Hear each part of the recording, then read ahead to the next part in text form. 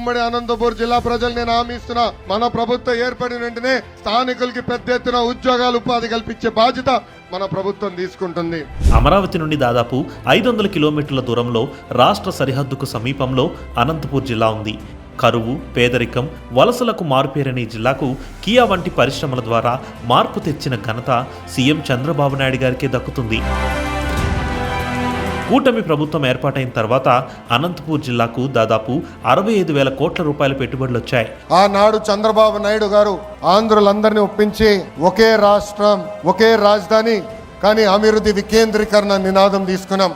Renew Vikram Shakti private limited, Tata power renewable energy limited, Raymond group, ఇలా దాదాపు 13 కంపెనీలు అనంతపూర్ జిల్లాలో పెట్టుబడులు పెట్టాయి. దీని ద్వారా సుమారు 20,000 మందికి ఉపాధి లభించబోతుంది. అనంతపూర్ వాళ్ళంతా ఈ శుభవార్తను వెంటనే మీ సన్నిహితులకు షేర్ చేయండి.